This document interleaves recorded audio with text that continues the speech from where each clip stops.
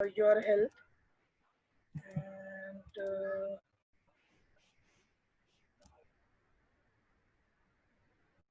here is presentation, a healthy gut. So I realized when we talk about a healthy gut, तो इसके अंदर हमारी सारी digestive issues complete cover हो जाती है। और सिर्फ इसलिए नहीं कि हमें कोई इशू है और हमें उस इशू को अवॉइड करना है या क्योर करना है, बट हेल्दी गट इसलिए भी इम्पोर्टेंट होता है ताकि आपकी जो मेडिकल इश्यूज ऑलरेडी हैं आप उसमें बहुत हद तक अपने आप को चीज़ों से प्रिवेंट कर सकें।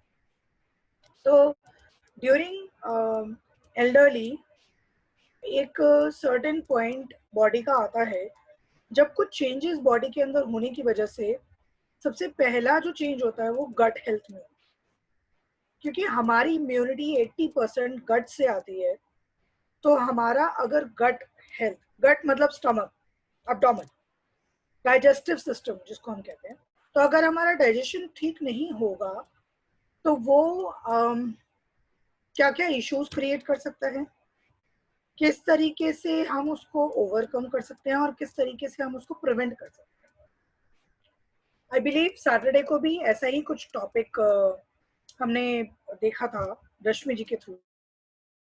पहले ही थोड़ा सा चेंजेस बता देती हूँ। इसके अंदर टॉपिक डेफिनेटली वही है, कोर ऑफ द टॉपिक वही होगा, डाइजेशन, लेकिन थोड़ा सा मेरा पैटर्न अलग है। तो I would like to introduce you few other concepts of gut health.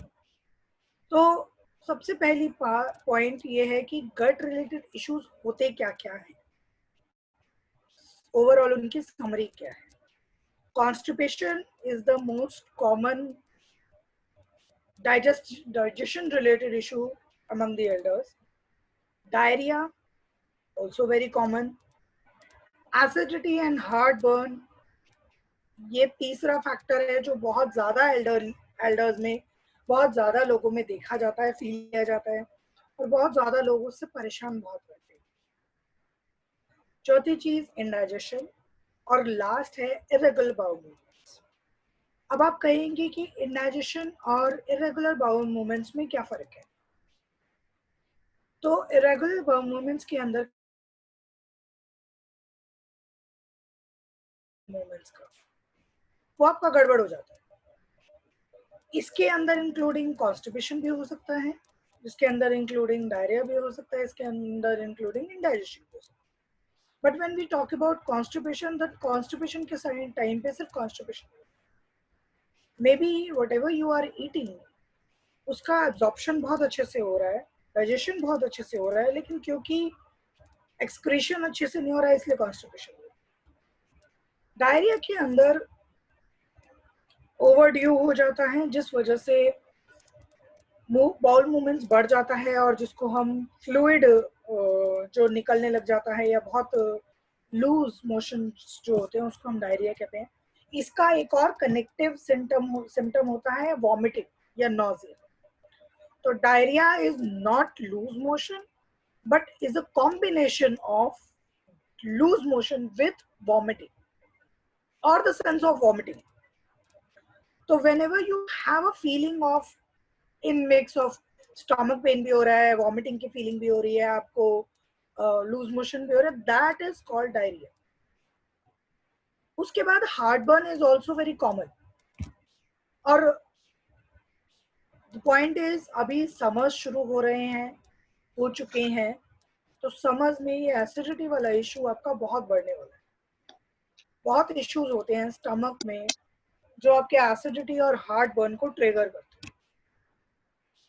तो मैं जो रिलेटेड इश्यूज हैं इनको वन बाय वन सोल्यूशन बताऊंगी। कुछ स्टेप्स हैं जो हम ले सकते हैं अपने डेली रूटीन में ताकि इन सब इश्यूज को अवॉइड भी किया जा सके और अगर ये हो गए हैं तो उनको क्योर भी किया जा सके। प्लस अगर बॉडी की कैपेसिटी है बार बार ये होते रहने की बॉडी के अंदर, तो हम उनको प्रिवेंट कैसे कर सकते हैं। नाउ रीजंस क्या होते हैं हमारे पुअर गट के। डाइजेस्टिव इश्यूज क्या क्या होते हैं समझ आता है, बट क्यों होते हैं? तो पहला बहुत कॉमन रीज़न है कि आप लोगों को बहुत सारी मेडिसिन खानी पड़ती हैं, जिस वजह से आपको बहुत बार डाइजेशन में बहुत बहुत प्रॉब्लम्स होती हैं। इरेगुलर बाउल मूवमेंट्स होते हैं, डाइजेशन आपकी कॉन्स्टिपेशन हो जाती है, बहुत सारी मेडिसिन में आपको लूज मोशंस लग जाते हैं, डायरिया होता है। These are all related to your medical issues की जो मेडिसिन आप ले रहे हैं उनसे। दूसरा रीजन है कि लैक ऑफ फिजिकल एक्टिविटी या इनएक्टिविटी। जब हमारी बॉडी कॉन्स्टेंटली मूव करती रहती है तो उसकी फंक्शनिंग कांस्टेंट चलती रहती है, बट व्हेन अ टाइम आ बॉडी की मूवमेंट बंद हो जाए तो बॉडी के अंदर के जो सिस्टम चल रहा है, जो सर्कुलेशंस चल रहे हैं, वो थोड़ा नीचे चले जाते हैं। लॉजिकल है। आप अगर बैठे भी हुए हैं सारा दिन, आप खड़े होते हैं, जब मूवमेंट करते हैं, जब एक्टिविटी करते हैं, तो आपकी बॉडी पूरी ग्रेविटी के इन लाइन में आ जाती है।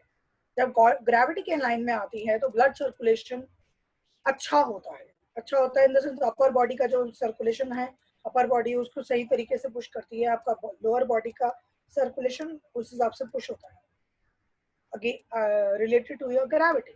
बट अगर आप ऑलरेडी पूरा दिन बैठे हुए हैं तो आपकी बॉडी में एक्टिविटी का रोल ना होने की वजह से ब्लड सर्कुलेशन पूरा नहीं होता, तो आपकी बॉडी में एंजाइम्स पूरे नहीं बनेंगे, या जो बनेंगे उसका एब्जॉर्प्शन पावर उतना अच्छा नहीं होगा, और अगर होगा तो थ्रू आउट द बॉडी उसका सर्कुलेशन अच्छा नहीं।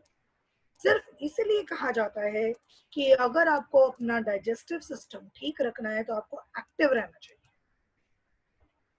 डायरेक्टली रिलेशन है हमारा सर्कुलेशन से।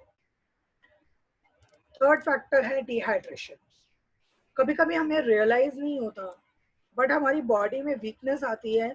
वो इस वजह से नहीं आती है कि हमने ढंग से खाना नहीं खाया, वो इस वजह से आती है कि डिहाइड्रेशन फील हो रहा है।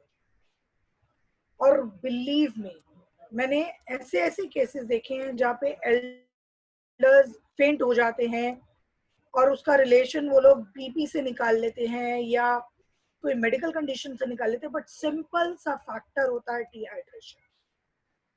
तो पानी बहुत पीना चाहिए, और समर्स में तो और ज्यादा। नाउ लास्ट मेडिकल फैक्टर क्या है having the poor digestion during the elder age, इस जो हमारा डायफ्राम होता है। डायफ्राम बॉडी के अंदर एक ऑर्गन होता है जिसके ऊपर हमारे लंग्स जो होते हैं वो बैठे हुए होते हैं, रिलाई करते हैं। तो जब हम ब्रीथ करते हैं तो डायफ्राम सीधा हो जाता है। डायफ्राम का एक और लिंक होता है हमारे ईसोफेगस यानी कि फूड पाइप का, जो स्टमक से कनेक्शन है, जो जॉइंट है, वो इस डायफ्राम के थ्रू होता है। तो जब एक सर्टेन पॉइंट पे बॉडी के अंदर फिजिकल चेंजेस आते हैं तो ये डायफ्राम का जो स्ट्रक्चर होता है थोड़ा सा नीचे चला जाता है, जिसकी वजह से आपकी फूड पाइप का स्टमक के साथ कनेक्शन है, जो जॉइंट है, वो वीक पड़ जाता है, जिस वजह से आपको एसिड रिफ्लेक्स होते हैं या हार्ट बर्न होता है। तो आपको सिर्फ फीलिंग होती है, एक्चुअली में बहुत बार हमेशा या हर बार आपको वॉमिटिंग नहीं होगी, बट जो एसिड रिफ्लेक्स होते हैं उसका रीजन यही होता है। तो ऐसे में हमें करना क्या चाहिए? क्या प्रॉब्लम्स हैं वो पता चल गया, वो पता चल गया, अब उसको डील कैसे करना मैं वो बताने जा रही हूँ। स्टेप्स क्या क्या हो सकते हैं हेल्दी गट के लिए। First and the far most important point, eat on time. अगर हम टाइम पे खाना खाते हैं तो हमारे बॉडी के अंदर जो भी एंजाइम्स प्रोड्यूस होने हैं वो टाइम पे प्रोड्यूस होंगे, और टाइम के हिसाब से हमारी बॉडी के अंदर सर्कुलेशन होंगे। स्लीप हार्मोन सिर्फ रात में ही प्रोड्यूस होता है, दिन में नहीं होता। जो दिन में आप आफ्टरनून नैप लेते हो उसमें स्लीप हार्मोन नहीं होता, दैट इज जस्ट अब कुछ और भी फिजिकल फैक्टर्स हो सकते। लेकिन हमारी बॉडी डे एंड नाइट एक पैटर्न पे काम करती है। उसको उस पैटर्न पे काम कराते रहने के लिए आपको बॉडी को फ्यूल भी उसी टाइम के अकॉर्डिंग देना होगा। कब, किस टाइम कितना फ्यूल देना है बॉडी को, ये बहुत इंपॉर्टेंट है।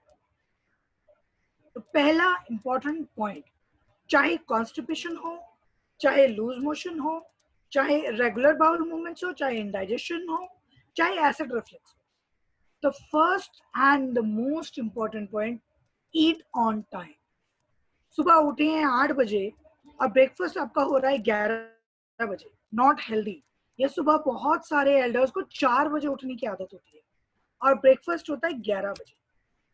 तो you can see how big is the difference between 4 बजे जो उठे हैं उनका खाने का फर्स्ट जो फ्यूल गया बॉडी के अंदर वो 11 बजे गया। No matter how many times you drink tea, coffee, और how many biscuits you eat or how many rusk you eat, doesn't matter. The main fuel is cereals or protein which you are not taking. तो उठने से 2 घंटे के अंदर अंदर breakfast होना चाहिए, ये ईट ऑन टाइम का पहला रूल है। लंच 1 बजे से 2 बजे के बीच में हो जाना चाहिए, ईट ऑन टाइम का दूसरा रूल है। डिनर 8 बजे तक हो जाना चाहिए, ईट ऑन टाइम का तीसरा रूल है। इन बिटवीन जो भी हेल्दी स्नैक्स आपको लेने हैं वो आप अपने अकॉर्डिंग ले सकते हैं, आप अपने एपेटाइट के अकॉर्डिंग ले सकते हैं। तो ईट ऑन टाइम। दूसरा fact, include all the foods from a healthy plate in adequate amount. कुछ भी ज्यादा नहीं होना चाहिए और कुछ भी कम नहीं होना चाहिए।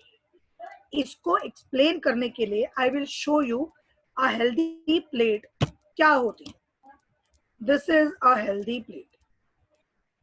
आप इस प्लेट को अगर ध्यान से देखेंगे आपको दिखाई देगा कि प्लेट के अंदर आधे पोर्शन में फ्रूट्स हैं और वेजिटेबल्स हैं, इसके अलावा और कुछ भी नहीं है। प्लेट के half the portion is only fruits and vegetables, बाकी के हाफ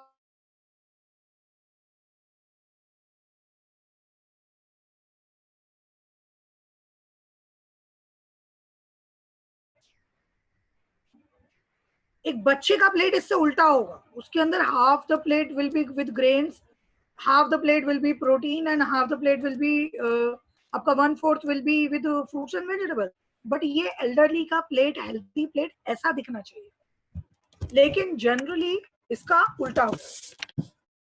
प्रोटीन शायद इतना ही होता हो या इससे भी कम, कार्बोहाइड्रेट्स शायद इतने ही होते हो या फिर इससे ज्यादा, लेकिन फ्रूट्स और वेजिटेबल्स इतने नहीं होते जितने इसमें दिखा रखा है।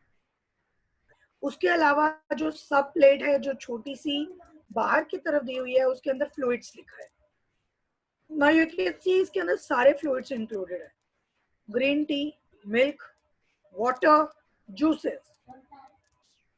तो this should be your healthy plate जिसके अंदर हमने हेल्दी ऑयल्स डाल दिया, फ्रूट्स एंड वेजिटेबल्स डाल दिए, किस प्रोपोर्शन में डालना है वो यहाँ पर रिप्रेजेंट कर रहा है। प्रोटीन का एक पोर्शन सिर्फ आपका डेयरी प्रोडक्ट से आ रहा है।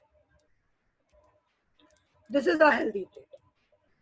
तो coming back to our steps for healthy gut, second point जिसको हम कंसीडर कर रहे थे, a healthy plate in which you will have to include all the foods in adequate amount, ना ज्यादा ना कम।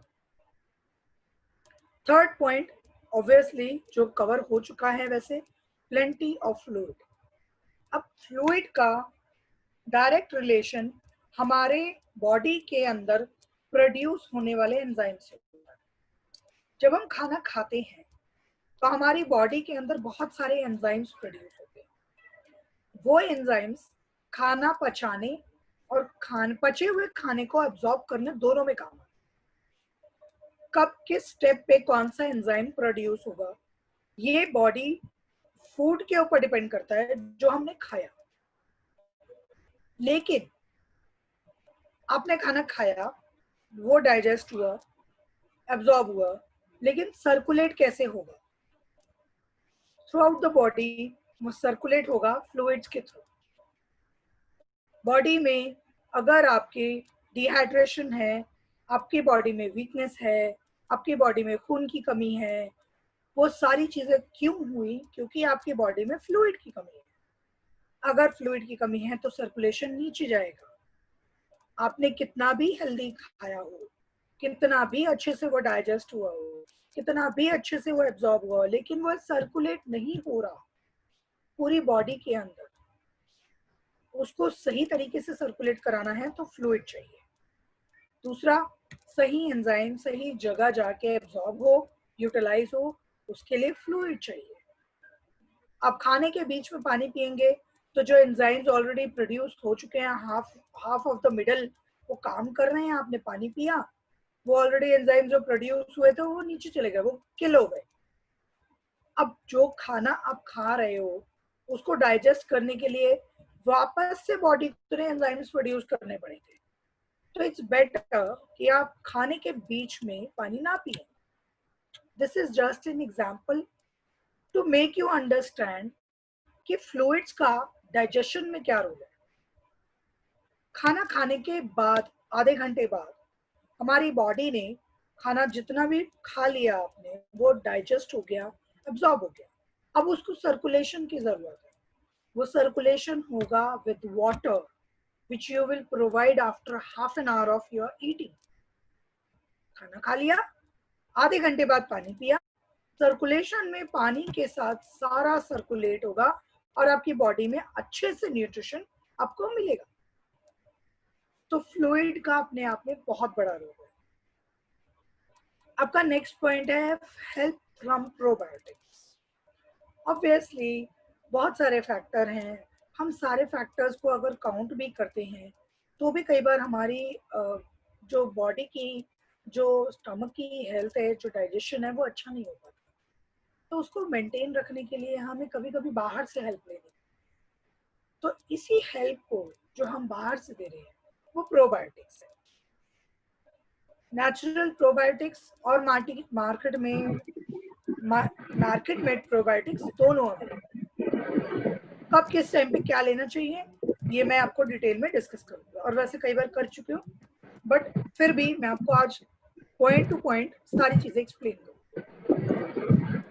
उसके बाद next very important point, avoid your triggers. Acidity है, आप सिट्रस फ्रूट्स खा रहे हैं या आप लेमन ले रहे हैं, आपकी एसिडिटी बढ़ जाएगी। आपको एसिडिटी है, आप चाय कॉफी पी रहे हैं, आपकी एसिडिटी बढ़ जाएगी। आपको कॉन्स्टिपेशन है, फूड खा रहे हैं, कॉन्स्टिपेशन बढ़ जाएगा। इसका रिवर्स होगा डायरिया में। आपको डायरिया है, आप फाइब्रस फ्रूट्स खा रहे हैं तो आपका डायरिया बढ़ जाएगा। तो बैलेंस करना पड़ेगा। जो भी आपकी कंडीशन के अकॉर्डिंग ट्रिगर्स हैं आप उनको अवॉइड कीजिए, तो आपकी इश्यूज एक्टिव ही नहीं होंगे। ये एक बहुत इंपॉर्टेंट पॉइंट है सभी के लिए, क्योंकि हेल्दी खाना बहुत बार हमारे बस में नहीं होता, पर ट्रिगर्स को अवॉइड करना और अनहेल्दी ना खाना हमारे कंट्रोल में होता है। जो भी फूड आप खा रहे हैं उसमें अनहेल्दी की चॉइस आप खुद कर सकते हैं। हेल्दी की चॉइस हमें करनी पड़ती है, बट अनहेल्दी आप बिना चॉइस करे भी ले लेते हैं। तो ट्रिगर्स को अवॉइड करना सबसे इजी तरीका होता है अपनी डाइजेस्टिव इश्यूज को अवॉइड करना। Last point, stay active. Stay active का मतलब ये नहीं है कि आपको रोज 4 किलोमीटर 5 किलोमीटर वॉक करना है, नहीं। मिनिमम 15 मिनट से लेकर मैक्सिमम 45 मिनट तक की वॉक आप कर सकते हैं। ये सिर्फ वॉक का पॉइंट है। उसके अलावा अगर आप किसी भी मेडिकल रीजंस की वजह से वॉक नहीं कर पा रहे और आप उसको कंपनसेट करने के लिए घर में फिजिकल एक्टिविटी कर लेते हो, तो भी आपकी खड़े होके स्टैंडिंग वाली एक्टिविटीज या कुर्सी पे बैठ के सिटिंग वाली एक्टिविटीज या योगा पोजेस सब काउंट होगा आपकी हेल्थ को, आपके डाइजेशन को इम्प्रूव करने में। कोई भी एक्टिविटी हमारा सर्कुलेशन थोड़ा सा तेज हो जाए, वो आपकी डाइजेशन को इम्प्रूव करने में हेल्प करेगा। खाना खाने के बाद 10 मिनट तक मत बैठिए, घर में ही एक चक्कर लगा लिया या कुछ भी काम कर लिया, सामान किचन तक रख के आए टेबल से, या आप किचन से अपने लिए पानी की बोतल भरने जा रहे हैं जो कि आपको रात में अपने बेड साइड टेबल पे रखनी है। These activities help you to stay active. जहां पर भी आपको लगे कि 4 कदम मेरे को चलना पड़ेगा और ये 4 कदम चल के मैं अपने पूरे दिन की एक्टिविटी में कुछ ऐड ऑन कर दूंगा, तो डू इट। क्योंकि आप घर से बाहर नहीं निकल पा रहे हैं, सिर्फ इसलिए नहीं कि लॉकडाउन है, सिर्फ इसलिए कि आपकी मेडिकल कंडीशंस आपको अलाउ नहीं कर पाती है कि आप घर से बाहर जाएं, या बाहर का वेदर आपको अलाउ नहीं कर पाता है कि आप घर से बाहर जाएं। तो घर के अंदर स्टैंडिंग, सिटिंग, जो भी आपकी फिजिकल एक्टिविटीज हो सकती हैं, आपकी एक्सरसाइजेज हो सकती हैं जिनसे थोड़ा भी ब्लड सर्कुलेशन, थोड़ी सी हार्ट बीट तेज हो जाए, डू इट। तो ये आपके लिए स्टेप्स हैं जो आप कर सकते हैं during this, just to avoid your digestive issues. अब मैं कुछ रेमेडीज के थ्रू आपकी मेडिकल डाइजेस्टिव इश्यूज को सॉल्व कैसे कर सकते हैं, मैं उसमें थोड़ी सी हेल्प करूँ। ये मैंने आपके साथ शो कर दिया। I hope you can understand the point of showing me healthy plate कैसी होनी चाहिए। अब आता है टिप्स जो जो हो सकते हैं। कॉन्स्टिपेशन के लिए फाइबर खाना चाहिए, प्रोटीन खाना चाहिए, पानी बहुत पीना चाहिए, तो बहुत कॉमन है, सभी बताते हैं। बट मैं 2 पॉइंट और ऐड करती हूँ। रोस्टेड सौंफ, घर में जो खाने वाली सौंफ होती है उसको आप ड्राई रोस्ट करके कंटेनर के रखिए। खाने से आधे घंटे 15 मिनट के बाद वो ड्राई रोस्टेड सौंफ आप खाएं, आपके डाइजेशन में इंप्रूवमेंट आएगी, एब्जॉर्प्शन में इंप्रूवमेंट आएगी, तो ऑटोमेटिकली आपकी कॉन्स्टिपेशन इंप्रूव हो जाएगी। दूसरी चीज होती है अंजीर। अंजीर को लोग कैसे यूज कर सकते हैं कॉन्स्टिपेशन के लिए, इज वेरी इजी। 2 अंजीर रात में पानी में भिगा दीजिए, सॉफ्ट हो जाती है, उसका पूरा फ्लेवर पानी में आ जाता है। सुबह मॉर्निंग में बिना उसको गर्म किए, बिना उसको छेड़े, एज इट इज आप वो पी लीजिए पानी, और वो अंजीर आप खा लीजिए। आप देखिए 1 हफ्ते में आपकी कॉन्स्टिपेशन बिल्कुल रिवर्स हो सकती है। तो ये 2 चीजें आपकी कॉन्स्टिपेशन के लिए भी अच्छी हैं, डाइजेशन के लिए भी अच्छी हैं, और आपके इंटरनल सर्कुलेशन के लिए भी अच्छी है। डायरिया की अगर हम बात करें तो डायरिया में बहुत कम चीजें ऐसी होती हैं जो हम यूज कर सकते हैं, क्योंकि हर चीज डाइजेशन को इम्प्रूव करने के लिए होती है। हम डायरिया में भी कुछ चीजें ऐसी ले सकते हैं जो डाइजेशन में इम्प्रूव हो। पर जब आपको ऑलरेडी डाइजेशन डायरिया हो रहा है, लूज मोशन लगे हुए हैं, आपको नॉजिया फीलिंग हो रही है, ऐसे टाइम पे आपको क्या खाना चाहिए वो नहीं समझ आता। तो पहला पॉइंट जो आपको खाना चाहिए, जो आपको ध्यान रखना चाहिए, वो है फ्लूइड। पानी की कमी होने की वजह से आपकी डायरिया की कंडीशन बहुत ज्यादा परेशान कर सकती है, इवन अस्पताल पहुंचा सकती है। तो हाउ टू अवॉइड दैट, उसको अवॉइड करने का एक बहुत आसान सा तरीका है कि आप जब भी आपको डायरिया हो रहा है, थोड़ा थोड़ा करके पानी पीजिए, थोड़ा थोड़ा करके। एक बार में 2 घूंट से ज्यादा पानी नहीं पीना, वरना फिर आपको लूज मोशन जो है वो ट्रिगर करेगा। दूसरी चीज, the best food to eat during diarrhea is banana with curd. Curd में थोड़ा सा बनाना मैश करके, and I am not talking about a full banana, क्योंकि अगर आप डायबिटिक हैं तो आप पूरा एक बनाना नहीं खा सकते। आप कर्ड में हाफ अ बनाना स्मैश करके अच्छे से आप उसको लीजिए। You can add a pinch of salt to make it easily eatable and try it.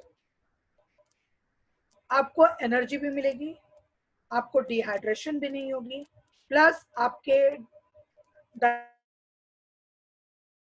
whenever you feel कि आपको बहुत ज्यादा मोशन हो रहा है, you can try this remedy. Well proven और कोई साइड इफेक्ट नहीं। दूसरा, घिया। घिया is one of the best vegetable during your diarrhoea. घिया की सब्जी या फिर बॉइल्ड घिया या फिर घिया का सूप, ये तीनों चीजें आप ट्राई कर सकते हो। जब भी आपको बहुत ज्यादा लूज मोशन हो, उसमें थोड़ा सा आप जिंजर डाल दीजिए। This combination will really help you to overcome the diarrhea situation very quickly. तो घिया और जिंजर कॉम्बिनेशन बहुत अच्छा है। तीसरा कॉम्बिनेशन, तीसरा फूड या फ्लूइड है बटर मिल्क, छाछ। आई थिंक, मुझे लगता है हमारे हिंदुस्तानियों को छाछ वरदान है। किसी भी तरीके की कंडीशन हो, ये छाछ एकदम फिट बैठ जाती है। गर्मी लग रही है, छाछ। प्यास लग रही है, छाछ पिला दो। कॉन्स्टिपेशन हो रही है, छाछ पिला दो। डायरिया हो रहा है, छाछ पिला दो। एसिडिटी हो रही है, छाछ पिला दो। तो ये आपकी बेस्ट बेस्ट बेस्ट रेमेडी है, और इसकी कोई अपर लिमिट नहीं है। आप एक दिन में आधा लीटर भी छाछ पी लोगे अगर, तो वो आपका कहीं पर भी टॉक्सिसिटी में नहीं आएगा। बट मेक श्योर कि वो लो फैट छाछ हो। तो butter milk is also very good जब आपको ऑलरेडी लूज मोशन लगे हुए हैं। बट अगेन, बल्क में एक साथ नहीं लेना, थोड़ा थोड़ा करके। लास्ट पॉइंट आता है कर्ड विद राइस। क्योंकि राइस के अंदर फाइबर कम होता है, जब आप राइस खाते हैं ड्यूरिंग डायरिया, तो वो आपको स्टमक को इरिटेट नहीं करता और आपको थोड़ा रिलीफ मिलता है और आपकी कंडीशन ठीक हो जाती है। थोड़ा एनर्जी आती है, पेट भी भर जाता है, फायदा भी करता है। तो ये सारी चीजें उसको, कंडीशन को प्रिवेंट करने के लिए नहीं मैं बता रही हूँ, बट उस टाइम पे क्या करना चाहिए मैं वो भी बता रही हूँ। नेक्स्ट आता है acidity, heartburn. I am sure कि अगले 2 महीने बहुत सारे लोग इससे बहुत परेशान होने वाले हैं, क्योंकि समर्स में एसिडिटी और हार्टबर्न दोनों बहुत परेशान करते हैं। पहला पॉइंट जो बहुत इजी है, कोल्ड मिल्क। सुबह सुबह नाश्ते में 1 गिलास ठंडा दूध, बिना कोई फ्लेवर डाले, बिना चीनी, बिना कोई फ्लेवर, प्लेन मिल्क, बट कच्चा ना हो, बॉईल करके ठंडा करके, कोल्ड मिल्क, एकदम चिल्ड मिल्क, एसिडिटी को खत्म कर देता है। This work as a 1 tablet of antacid. जो आप एक पैन डी लेते हैं या आप एक पैन 40 लेते हैं या रेंटैक लेते हैं, उससे ये 1 गिलास कोल्ड मिल्क अगर आप डेली ले लेते हैं, तो बिलीव मी, शायद आपको वो रेंटैक या पैन डी या पैन 40 ना लेनी पड़े। हाँ, अगर मेजर डाइजेस्टिव इश्यूज हैं तो डेफिनेटली लेनी पड़ेगी, बट अगर जनरल आपकी एसिडिटी और हार्टबर्न है, आपको उनको अवॉइड करना है, तो cold milk is the best thing. Coconut water, trust me, इतना कूलिंग फैक्टर देता है coconut water. Once a day आपको जब भी फील हो कि आपको हार्टबर्न हो रहा है, कोकोनट वाटर ले लीजिए, आपको बहुत रिलीफ मिलेगा। सौंफ, सौंफ का पानी सुबह सुबह खाली पेट लिया जाए तो एसिडिटी और हार्टबर्न के ट्रिगर्स नहीं होते। सौंफ का पानी ले कैसे सकते हैं? 1 चम्मच सौंफ को 1 गिलास पानी में रात भर भिगा दीजिए। सुबह मॉर्निंग में वो सौंफ चबा लीजिए और वो पानी पी लीजिए। इसी तरीके से जीरा वाटर भी बनाया जाता है। ये दोनों ही चीजें अपने आप में एसिडिटी को खत्म करने के लिए बहुत अच्छी है, लेकिन आपको दोनों को एक साथ मिक्स करने की जरूरत नहीं है। या तो आप जीरा वाटर लें या आप सौंफ का पानी लें, और दोनों को भी ऑल्टरनेट डेज पे आप ले सकते हैं। एक दिन जीरा पानी ले लिया, एक दिन सौंफ का पानी ले लिया, या एक वीक लगातार आपने जीरा पानी पी लिया, फिर एक वीक लगातार आपने सौंफ का पानी लिया। इसके इतने बेनिफिट्स हैं। You will lose your fat from the body, you will lose sugar, extra sugar जो है, अगर डायबिटिक है आप और आप सौंफ का पानी लेते हैं, जीरा वाटर लेते हैं, तो आपकी शुगर कंट्रोल में रहेगी। हाइपरटेंशन है तो आपकी बॉडी में से सॉल्ट्स डिटॉक्स होंगे अच्छे से। अगर आपको कार्डिक इश्यूज हैं, आपका सर्कुलेशन अच्छा होगा। बहुत सारे बेनिफिट है। लास्ट पॉइंट एसिडिटीज के लिए, मिंट एंड कोरिएंडर। जो पुराने जमाने में जलजीरा मिला करता था मटके के अंदर, खूब सारे मसाले डाल के, धनिया और पुदीना का पानी बना के, और वो जो जलजीरा मिला करता था वो एक्चुअली में बहुत हेल्दी होता था। वो बात ही अलग है कि जो गोलगप्पे के साथ जलजीरा का जलजीरा मिलता है वो बहुत अनहेल्दी होता है। बट अगर आप जलजीरा घर में बनाएं, दैट मीन्स कोरिएंडर और मिंट को पीस के उसमें आप अपने हिसाब से सॉल्ट, चाट मसाला, लेमन, ये सब डाल के ठंडा करके अगर आप लेते हैं तो it will really help you with your acidity and your heart. तो आई सजेस्ट यू, गर्मियों में होम मेड जलजीरा आपको बहुत हेल्प करेगा आपकी एसिडिटी को कंट्रोल करने के लिए। अब आप इसमें जीरा पाउडर डाल सकते हैं, हल्का सा चाट मसाला डाल सकते हैं, हल्का सा नमक डाल सकते हैं, और हल्की सी काली मिर्च। तो ये बहुत सिंपल सी रेमेडी है, बहुत सिंपल सी रेसिपी है हार्ट बर्न को और एसिडिटी को अवॉइड करने के लिए या उसको प्रिवेंट करने के लिए। अब इंडाइजेशन इन सब कंडीशंस का एक तरीके से एक एक एक समरी है। इसको अगर आप कंट्रोल कर लेते हैं तो शायद ऊपर की 3 कंडीशन आपको ना हो,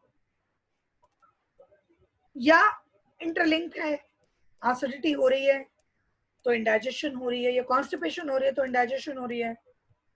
3 दिन से मोशन नहीं हुआ, अचानक से लूज मोशन लग गए, दिस इज कॉल्ड इंडाइजेशन।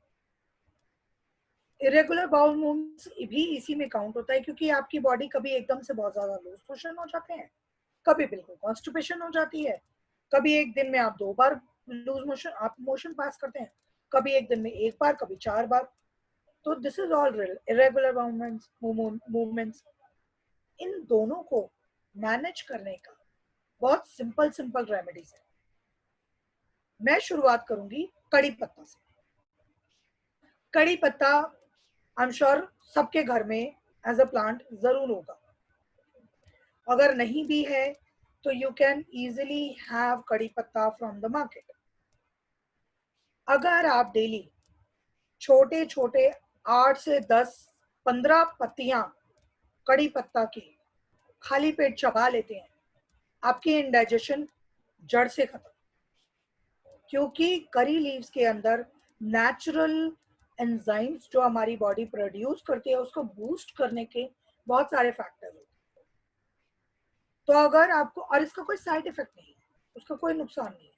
अगर आपको कॉन्स्टिपेशन है तो भी आप ले सकते हैं, एसिडिटी है तो भी आप ले सकते हैं, डायरिया है तो भी आप ले सकते हैं, हार्ट बर्न हो रहा है तो भी आप ले सकते हैं, इंडाइजेशन में तो मैं सजेस्ट कर ही रही हूँ। तो करी लीव आपके लिए बहुत अच्छा है। इसके अलावा जिंजर, जिंजर भी एक ऐसी चीज है जो सब कंडीशंस में ली जा सकती है। जिंजर का पानी ले लिया, चाय में थोड़ा सा बॉईल करके उसको वो ले लिया। ये बहुत सिंपल सी चीज है, आपको कहीं मार्केट जाने की जरूरत नहीं है, कोई बहुत ज्यादा दवाइयां खाने की जरूरत नहीं है, easily at your home. Apple cider vinegar, ये बहुत बहुत अच्छा है अगर आपको अपनी डाइजेशन इंप्रूव करनी है। दिन में 2 बार आप एप्पल साइडर विनेगर को 1 चम्मच पानी में डिसॉल्व करके ले लीजिए, आपकी इंडाइजेशन बहुत बहुत हद तक इम्प्रूव हो जाएगी। चाहें तो आप इसको मील से पहले, मील से बाद भी ले सकते हैं, बट दिन में 2 बार अगर आप ले लेते हैं, एक बार सुबह और एक बार शाम, Apple cider vinegar 1 teaspoon in 1 glass of water, good enough. सारे डाइजेस्टिव इश्यूज आपके इससे रिजॉल्व हो सकते हैं। एसिडिटी में भी हेल्पफुल है, कॉन्स्टिपेशन में भी हेल्पफुल है, डायरिया में भी हेल्पफुल है, आपकी इंडाइजेशन को बहुत कंट्रोल करा देगा। उसके अलावा आता है अजवाइन। अजवाइन बहुत लोगों ने देखा होगा कि पहले के टाइम पे अजवाइन का पाउडर बना के पानी में मिला के पिला देते थे ताकि कॉन्स्टिपेशन ठीक हो जाए। उसमें अगर एसिडिटी हो रही है तो अजवाइन को काला नमक के साथ एक फक्का मार लिया तो वो एसिडिटी ठीक हो जाएगी। अजवाइन को हर तरीके से यूज कर सकते हैं, हर कंडीशन में यूज कर सकते हैं। सिंपल हाफ टी स्पून अजवाइन निगल जाइए पानी, मतलब आप ले लिया और उसके बाद पानी पी लिया। This is the easiest way to take ajwain, और ये बहुत बहुत हेल्प करता है स्टमक को कूल रखने में। हमारे बॉडी के अंदर जितना भी पीएच इरेगुलर है, पीएच कम हो तो भी नुकसान करता है, ज्यादा हो तो भी नुकसान करता है, उसको मेंटेन करने में अजवाइन बहुत हेल्प करता है। तो ये सारी नॉर्मल होम रेमेडीज हैं जो मैंने आप लोगों के साथ सजेस्ट करी है, क्योंकि लॉन्ग टर्म सॉल्यूशंस तो आप कर ही लेंगे या फोकस कर ही लेंगे, बट फॉर द टाइमिंग क्या सिचुएशंस हो सकती हैं, सॉल्यूशंस हो सकते हैं, मैंने वो आपके साथ शेयर। तो आई होप आप लोगों को मेरा टॉपिक अच्छा लगा हो। नाउ आप जो भी मुझसे पूछना चाहें डेफिनेटली बताइए, आपको कैसा लगा। ये जो होम टिप्स जो हैं, ये पॉसिबल हो सकता है आप व्हाट्सएप करो या अपना मेल पे? बिल्कुल सर, मैं आपको मेल पे भेज दूंगी सारे एल्डर्स को। हाँ, वो बहुत अच्छा होगा, क्योंकि ये टिप्स का तो क्योंकि अभी हमने नोट तो नहीं किया है। No problem sir, no problem, मिल बहुत जाएंगे अच्छा आपको। और जितनी जल्दी हो सकता है उतना जल्दी इसको करवा दीजिए। बिल्कुल सर, डेफिनेटली डन। हाँ जी, ठीक है, वंडरफुल। अच्छा, एक मैं छोटा सा क्वेश्चन पूछना था आपसे। Yes sir. नॉर्मली हम कहते हैं कि खाना खाने के आधे घंटे के बाद या पहले पानी जो है नहीं पीना चाहिए। हम क्या करते हैं, खाना खाने के लिए साथ में सूप ले लेते हैं। अब सूप भी एक पूरा का पूरा अपना गिलास हो जाता है, पूरा कप हो जाता है। और कोई दाल सब्जी बनती है तो उसमें भी पानी ज़्यादा होता है। तो वो जो फ्लूइड जो जा रहा है आपका खाने के साथ, वो कोई हार्म नहीं करता? नहीं, वो हार्म इसलिए नहीं करता क्योंकि उसके अंदर भी कुछ ना कुछ डाइजेस्ट करने की प्रॉपर्टीज होती हैं। सूप है, कुछ तो कैलोरीज होती हैं उसके अंदर, कुछ तो फूड प्रोडक्ट होगा। जब वो बॉडी के अंदर जाएगा, वो डाइजेस्ट होगा, एब्जॉर्ब होगा, तो बॉडी में वही एंजाइम्स प्रोड्यूस होंगे। लेकिन जब पानी होता है उसके अंदर कोई एंजाइम प्रोड्यूस नहीं होता। तो अगर आप पानी बीच में पीते हैं, जो ऑलरेडी प्रोड्यूस हो चुके हैं एंजाइम, वो डिसॉल्व हो जाते हैं। ठीक।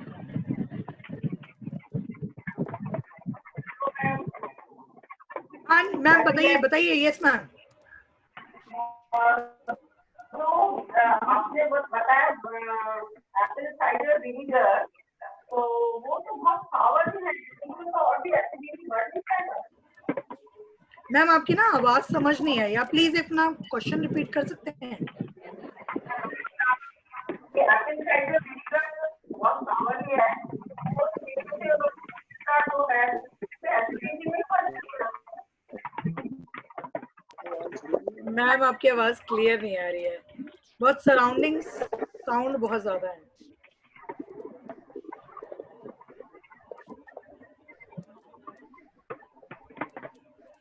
एक बार और बोलिए मैम, मैं ट्राई करूंगी समझने का।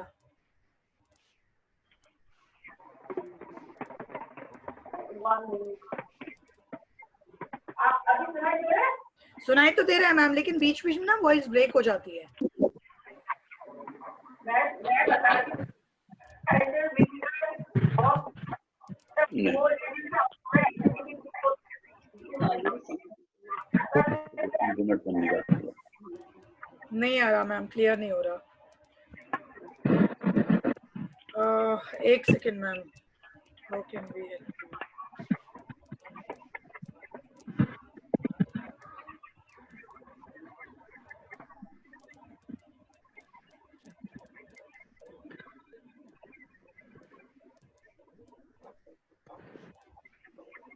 मैम आप अपना वीडियो पॉज कर देंगे है ना अगर, तो आपकी वॉइस क्लियर आएगी।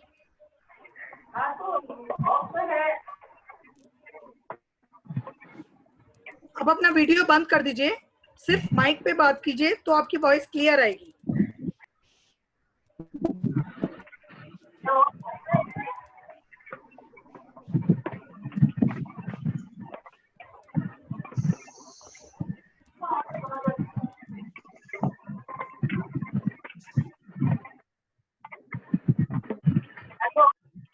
Yes ma'am. Ma'am Apple cider vinegar के लिए क्या पूछना चाह रहे थे आप?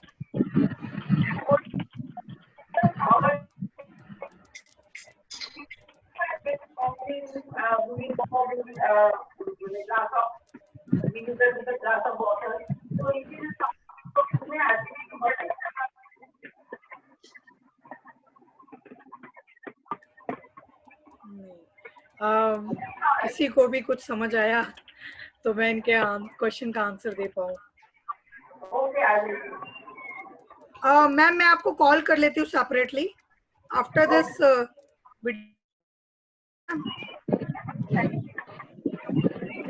और कोई कुछ पूछना चाहता है?